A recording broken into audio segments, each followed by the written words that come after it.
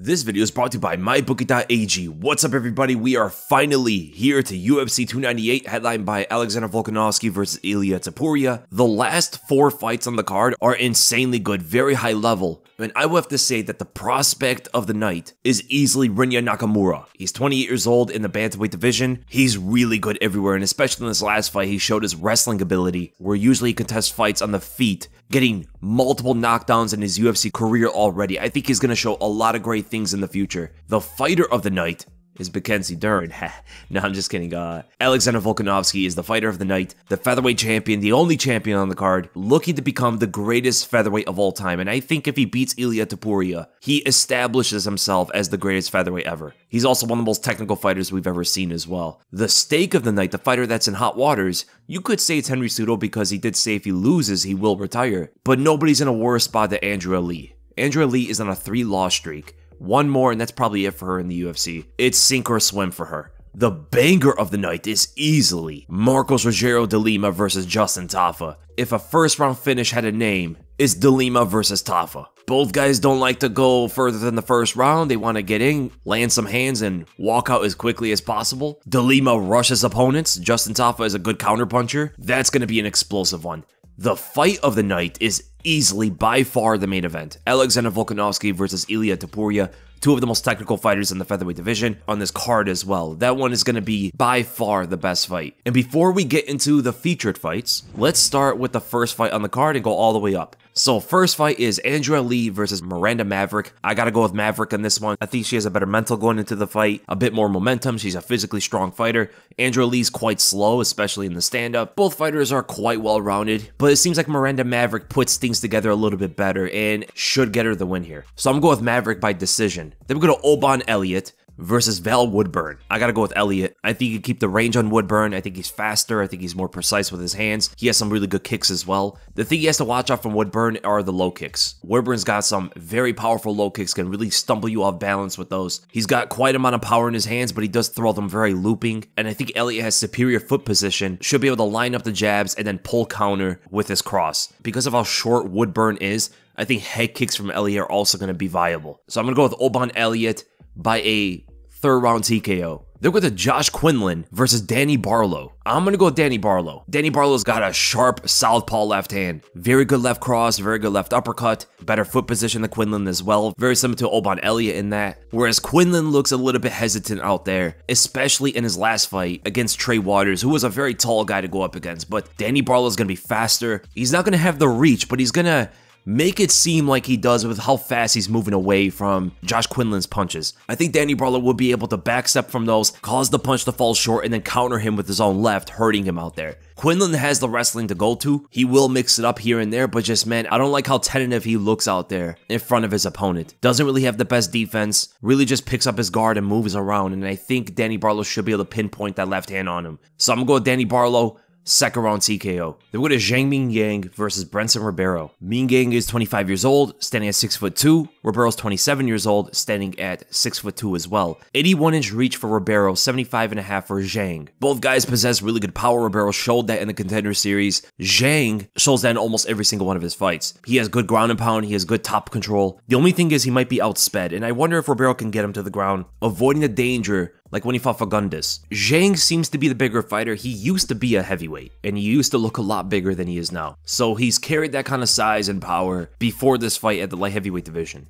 He's got a dynamic left hook, really good at switching stances with it into the opposite stance for the new lead. I looked at quite a bit of his fights in the heavyweight division and skewed a bit of my perspective of his speed because the heavyweight he didn't look nearly as fast, of course. Sometimes when I watch Ribeiro, it makes me believe that Ribeiro's faster, but Zhang is operating at a much faster speed as a light heavyweight. So carrying that kind of power and size down to the light heavyweight division, I gotta go with Zhang Mingyang, and I'm gonna go by a 1st round knockout, as most of his fights go. He looks like a pretty good prospect for light heavyweight. Then with the Rinya Nakamura versus Vera. This is not even close. Going Rinya Nakamura, there's not really much to say here. Rinya is 28 years old, he's 5'6", versus the 36-year-old, also 5'6", Vera in the bantamweight division. I think Rinya Nakamura can beat him in the stand-up, can beat him with his wrestling, but I ultimately do think he will win this fight through ground and pound or a submission in the 2nd round. Then we go to Rogerio de Lima versus Justin Tafa. Rogerio de Lima is 38 years old, 6'1", a heavyweight. Justin Tafa is 30 years old, 6 feet, a heavyweight who's going to be a bit heavier than Lima going into this. Lima is a very explosive, aggressive fighter, usually. He probably understands Justin Tafa's counter ability, so might not be as aggressive as he usually is. It might want to stick at range a little bit, but still that's going to give Justin Tafa a lot to work with and download. He has been trying to pace himself a little bit better, but I think that's still going to go against him. I think Lima's best way of winning this fight is probably to come out there aggressive, but that could get him knocked out very quickly as well. So ultimately, regardless of the way the fight goes, I think I'm going to go with Justin Tafa on this one, and I'm going to go with a second round knockout as Lima is trying to pace himself a little bit and not just rush into the counter puncher.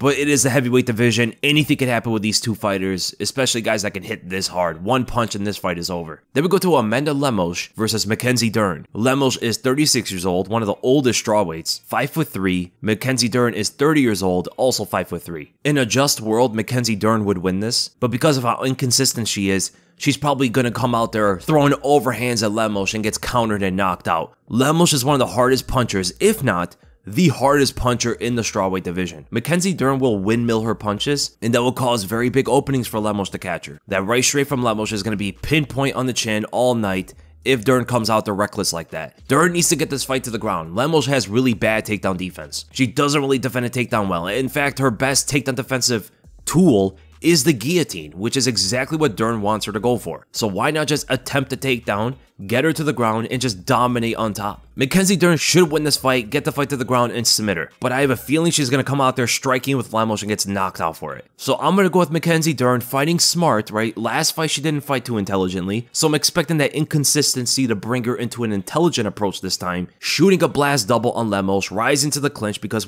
she probably won't be able to get Lemos to the ground with the initial shot. She might trip her out from the clinch or scramble to the ground, maybe even pulling guard, reversing Lemos and ultimately submitting her. So I'm going to go with MacKenzie Dern, third round submission. But watch when she just gets knocked down on the feet. Then we go to the first fight on the main card, Anthony Hernandez versus Roman Kopylov. On paper, this is a very bad fight for Hernandez. Given that he is a well-rounded guy, he will attempt many takedowns in fights, and almost all of his fights actually. But Roman Kopylov has very good takedown defense, and he's supposed to be the better striker of the two. He possesses more power. He has a great ability to set up the opponent for shots and condition him. For an example, a high kick that he threw at Claudio Ribeiro. A lot of feints up high, playing with the hands. He gives a dip to the left, ducks in the center, and causes Ribeiro to try to intercept him with a left hook that goes past the body, right? So he got Ribeiro to focus lower. Both of his hands dropped to a lower level. His right guard dropped down below his chin, and his left punch dropped down to the midsection. Roman Kopylov countered him with a head kick beautifully. That's the kind of devastating striking skill that Roman Kopylov could put on Anthony Hernandez. Anthony Hernandez has a competent jab. He does move around. He's not going to be a sitting target the way Claudio Ribeiro was for the head kick. But even still, I think I'm going to go with Roman Kopylov. If he could defend those takedowns, he should do pretty well, I think. So I'm going to go with Roman Kopylov by a third round TKO. And the odds in these fights are all over the place. There's a lot of close pick'ems. There's a lot of big favorites. And you could go and capitalize on these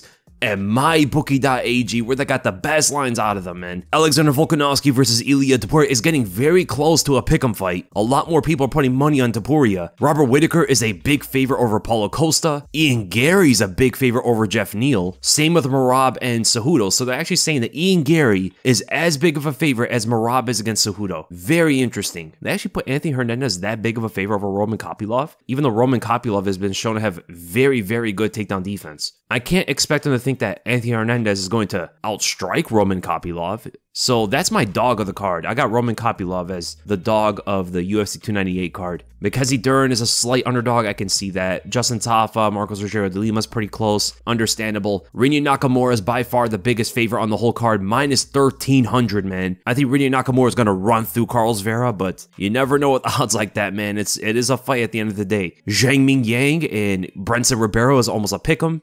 I can see that. I really like Zhang Mingyang though, man. Danny Barlow's a favorite over Josh Quinlan. Barlow's actually one of my locks on this card. Same with Oban Elliott versus Val Woodburn. Elliott is another lock of the card for me as well. And Miranda Maverick is a favorite over Andrea Lee. She's not a lock. My locks of the card are Daniel Barlow and Oban Elliott. I want to see Robert Whittaker, but I just don't know if he's washed. Whittaker, I guess Whittaker's not a lock, but he's close. None of the other fighters I have as a lock. My dog of the card is Roman Kopylov because he is a plus 180, and you can always capitalize on these, not only with the straight picks, but with the parlays and the methods of victory and all of that stuff by going to mybookie.ag and signing up for the deposit bonus. For your first deposit bonus, MyBookie's going to match it all the way up to $1,000. So if you put $100, they give you another $100 to play with. It will come with a rollover withdrawal requirement. And in order to activate this bonus, use the promo code WEASEL, that's WEASLE, to take advantage of MyBookie sign-up offer. Remember to visit mybookie.ag today, where you can win big. And let's get right into those featured fights, man. Merab Dvalishvili versus Henry Cejudo. If Merab beats Cejudo, he's 100% getting a title shot. If Cejudo beats Merab, he might get a title shot, but there is an argument for Sandhagen. High stakes for this bantamweight fight. No matter which way you slice it, it's going to be a difficult fight for both fighters. Anybody with a wrestling approach is not going to have an easy time with Henry Cejudo. Even Aljamain Sterling did not. Merab is not as big or as strong as Aljamain. He has a lot more of a relentless aggression, where he will smother you with his output, shoot takedown after takedown multiple times until he gets you down. But the thing about Cejudo is,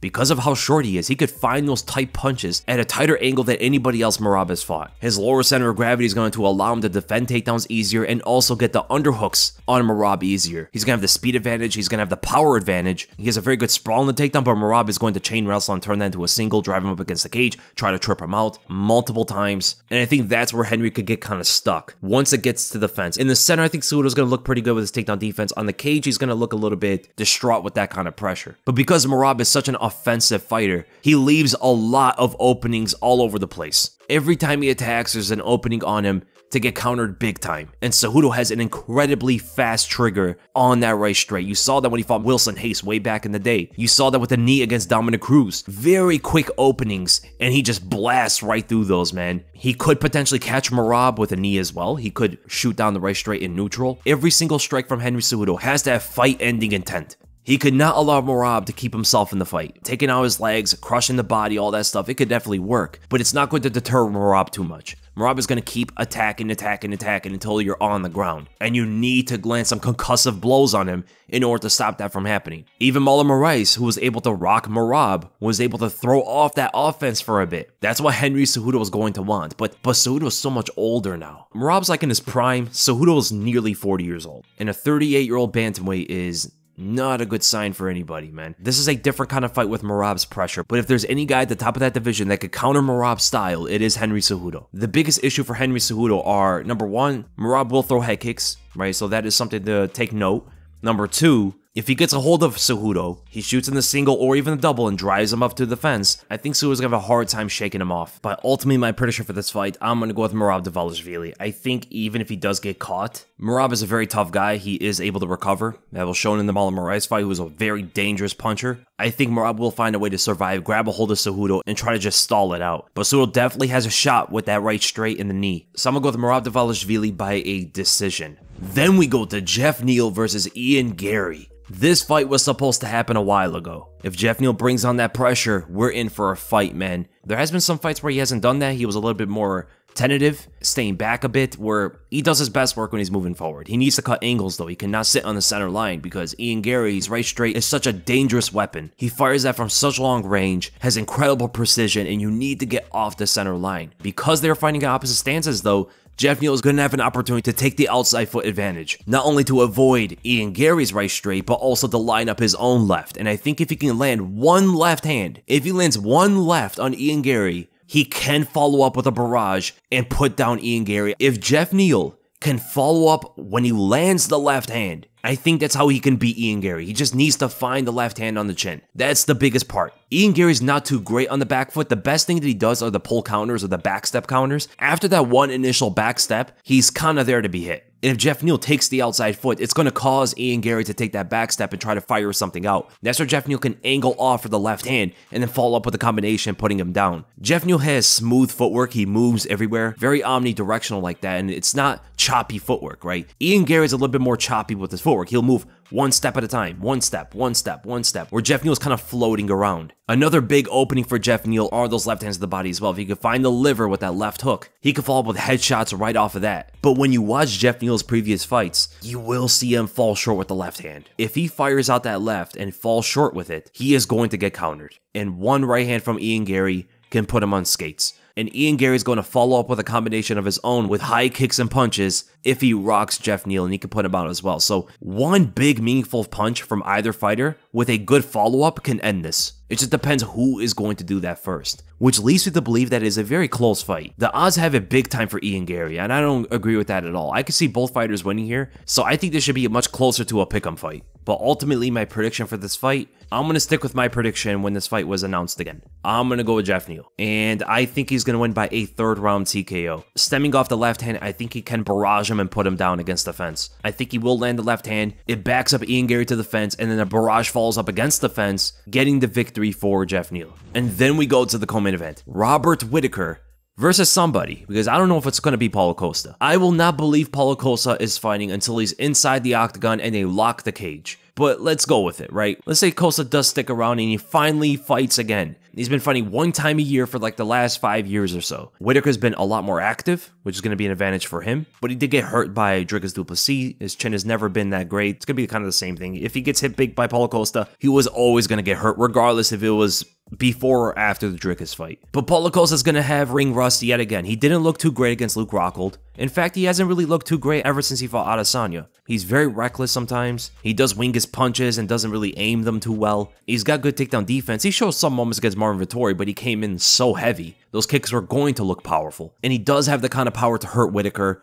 with any kind of shot to the head. But if Whittaker fights as smart, I see him absolutely schooling Paulo Costa. The jab is going to be so disruptive. The 1-2 high kick, I think, can land on Costa as well. He can mix up with takedowns just to throw him off more. I believe Robert Whittaker should be able to see most of the punches from Paulo Costa, and I think he should be able to initiate a lot of the action with his jab. And I believe the jab is going to be so effective in this fight. He really doesn't have to go to much else, honestly. He could follow up with the right straight and just, a little bit riskier, but he can do so. Follow up with the 2 high kick if he sees the opening, but in and out jabs should be the biggest thing for him. Just cover up from a potential left hook, enter in with the jab, move out, and that's all he really needs to do. Maybe some push kicks to back Paulo Costa away from being too aggressive. That's ultimately the biggest thing that Robert Whittaker has to watch out in this fight, is the pressure from Paulo Costa. Costa's going to look to push him back, and Whittaker's going to need that space. As long as the fight is in the center, I think he could just fire out those jabs and win the fight. In a boxing oriented way, not the bouncy karate stuff, even though that can work against someone like Costa. But maybe Costa has adjusted and learned a few things from this time off and takes a page out of Jared Cannonier's book,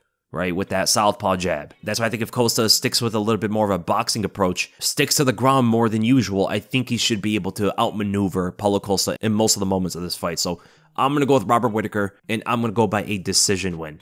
And then we go to the main event. Alexander Volkanovski versus Ilia Topuria. This is such an interesting fight. The old guard versus the new. The dominant champion versus the undefeated rising contender. I've said it many times. This is the kind of fight that's supposed to have Volkanovski lose. But if he can pull through, he is legend status. Like, automatically, especially if he goes out there and dominates Ilia Topuria, which I don't think is going to happen. I think this fight could be a war. I think it could go back and forth. Both guys are probably going to hurt each other. At least that's what we want to see, right? We want to see a great fight out of these two and really see Ilia Topuria rise to the occasion and get on the inside and start throwing blows at Volkanovski, right? But that's where his best asset is. If he gets right in front of Volk's face, cuts him off constantly with the right hand and right movements, and just blasting to the body and to the head, that's where Volkanovski needs to avoid the whole fight. He needs to not stand in front of Ilia Topuria. It's much easier said than done once Topuria gets in front of you, because he has a great ability to cut you off. From range, though, is where I think Volk is going to have almost a complete dominance of this fight. I think his jab and low kick is going to be so problematic. More so the jab, because I can see Topuria catching the low kicks and taking him down. The jab is going to be the most effective thing for Volk. He has a pretty good reach advantage, about 3 inches. He has good movement behind the jab. He's never sitting still and throwing it. I can see potential left high kicks as he's conditioning Topuria to drop that right hand, which he usually does. Topuria does usually drop his right guard when he's throwing punches, and that can ultimately cause him to get caught by the left hook. So even in the pocket, it's not necessarily safe for Topuria, but that's just where he does his best work. And that's where generally we see Volkanovski get hurt more often in fights, whether it be against Islam Makhachev or Chad Mendes or Max Holloway the second time they fought. But I'm very curious to see how good the takedowns of Ilia Topuria are going to be, because a lot of fighters don't attempt that against Volkanovski. A lot of fighters don't shoot blast doubles on him. A lot of fighters don't shoot single legs on him like that. There was Islam Makhachev, right? But it's a different game when you're fighting someone that much taller than you, right? A lot of people like to use MMA math and put Volkanovski was able to hang with Islam Makhachev on the ground, so he should be able to hang with Ilia Topuria, when that's never the case. That's like saying Sean Strickland couldn't hang with Alex Pereira on the feet, so he can't hang with Adesanya either. Doesn't make any sense. Styles make fights. It's not the level of opponent you're fighting. That has nothing to do with any of this, because it's not a video game. This is two human beings fighting each other. Number one, anything can happen. And number two, styles make fights. It would not surprise me at all if Ilia Topuria can take Volkanovski down and present some issues on top. I do expect Volkanovski to get up. He has a good ability to do so. It's just you have to be very wary about giving up your back and giving up your neck in the meantime, because Topuria is very quick to snatch onto your neck, man. We've seen a plethora of different kind of chokes that he's gone to it on his opponents, like anaconda chokes, guillotines, rear naked chokes, arm triangles, etc. But here's ultimately my prediction for this fight. My pick has not changed since the fight got announced. I'm gonna go with Alexander Volkanovski. The reason why I'm gonna go with Alexander Volkanovski is because I think that jab is so much of an issue for Topuria. Topuria is much better at evading the opponent's power right hand than he is the jab. The jab could be disruptive and can condition his head movement to get caught by some potential head kick. I can see a situation where Volkanovski is probing the jab, keeping it out there, causing Topuria to dip his head, and then he catches him with a high kick. I can see him also throwing a fade out left hook, catching Topuria with one of those as well. And I see a lot of damage happening from the leg kicks. Volk, though, has to be very conscious that Ilia Topuria is going to fire out that right hand over those kicks, at least early in the fight before the damage settles in. He has to be very cautious of that, because Topuria does not have a good ability to check kicks. He will move away from them sometimes, but usually he is so heavy on the front foot and leaning forward, the leg is there to be kicked all day. Early in the fight though, Volkanovski has to be cautious of a right hand coming his way when he throws one. And this could turn into a Gokhan Saki, Khalil Roundtree situation very quickly. But I do think if he is cautious enough, Volkanovski will cause a lot of damage to that leg, making his jabs much more difficult to evade. And following up with the jabs, I think in like the third and fourth rounds now, the right straight is going to follow up. Maybe I can see Volk catch him with a head kick at some point. But if not, I think the more likely scenario is him to win by a decision. So I'm going to go with Alexander Volkanovski, and I'm going to go by a decision win, winning 3 rounds out of the 5. So I hope you guys enjoyed the predictions, and if you did, make sure to give it a like, make sure to subscribe, hit the bell for notifications, and I'll see you guys in the next video. And don't forget to go outside every once in a while. The 25-3 rule. 20 minutes a day, 3 times a week to get 5 hours a month.